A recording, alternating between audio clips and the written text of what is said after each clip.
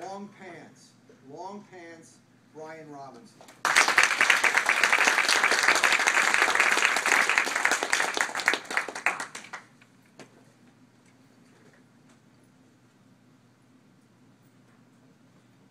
I was sitting in a small church next to the love of my life. Tears were flowing, my heart was racing, and all I could think about was, how am I going to get out of this? Mr. Contest Chair, fellow Toastmasters, and welcome guests. Have you ever run away from something because you were afraid? Well, that was me last summer, about to get married, and I was terrified. Now, I had been afraid of commitment for many years, but all I could think about at that moment was, am I going to wear my short pants and run away, or wear my long pants and face my fears? I'd had a long history of always dating and getting close to somebody, and always wanting to run away as soon as he got close. And a friend of mine once told me, Brian, you need to learn to wear your long pants. He said, little boys wear short pants and run away from their fears. But grown men face their fears. They wear long pants. Now, I thought about that, and I thought, you know what, that makes a lot of sense. When I was in college, I partied and never went to class at all. I know some of you are surprised. I took statistics 6 times and flunked every time. But I finally got a tutor, I showed up every day, worked hard, and on my 7th try, I finally passed. Long pants. When I was in my 30s, I was between jobs. And instead of going out and looking for a new job, I was partying and living it up like Donald Trump. I accumulated a $60,000 credit card debt. I didn't know you had to pay those guys back. But I eventually got 2 to 3 or 4 jobs. I worked like a maniac, cut up my credit cards, and I paid everybody off. Long pants. But when it came to dating and relationships, I was a short pants kind of guy. You know, you've seen those kind of guys in New York City that's always dating. That was me.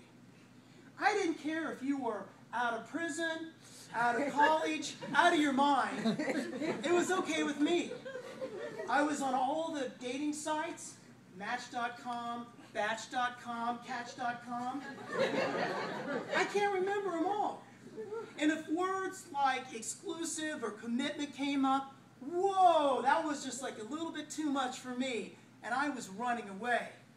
And if it got a little bit too serious, and I thought it could be a long pants woman like Raisa here, man, I was going away from that. So I guess it really came as no surprise. When I reached my 40s, I was all alone. Now, have you ever been in that position before where you keep doing the same thing over and over again and you know it's time to change? That was me. Most of my friends were married, meaningful relationships, and I felt like I was missing something. So I took a break from dating, I worked on myself, and one day I met Angie. Angie was smart, beautiful, and so much fun. She's the type of person who I could talk with and laugh with for hours. Originally from Costa Rica, I would call her my Costa Rican chocolate. I found that there was something so unique about her. And as we started dating, it was very slow. But as the months progressed, she took me places I had never been before. Weddings, baby showers, and family gatherings. One night, I came home from work, and she said, "Babe, we've been dating for a while. I think it's time for a committed relationship." Whoa, I almost ran away. But I sat there with my long pants on. Well, we had dated for about a year, and I had a job offer to move to Miami. And I said, "Angie, listen, I really like you, but I got to take this job. Let's keep seeing each other and see what happens." So I took off, and I moved down to Miami and lived on South Beach. A 5-minute walk and the beach. Sunshine, blue skies, and there were a couple distractions in bikinis. But I kept thinking of Angie. We talked every day. We flew back and forth. And at the end of the year, I realized that I was in love.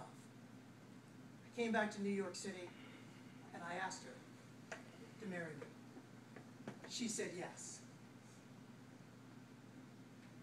2 months later, I wanted to wear my short pants. I had never been in a serious relationship for that long, and it was hard. Living with someone, adjusting to a schedule, working through disagreements. She would often call me and say, "Babe, I never see you anymore," or "Babe, when can we talk?"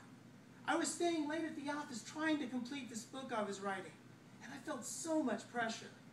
One night I came home, I sat down and said, "Angie, this relationship stuff is too hard. I'm moving back to Florida."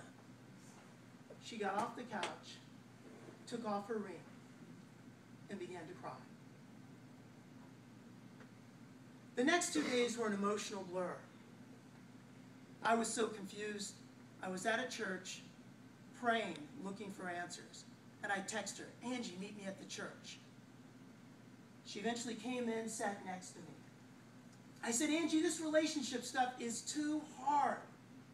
I just want to move back to Florida and finish writing my book about people overcoming adversity." She looked at me and said, "How can you write a book about adversity when you are running away from it?"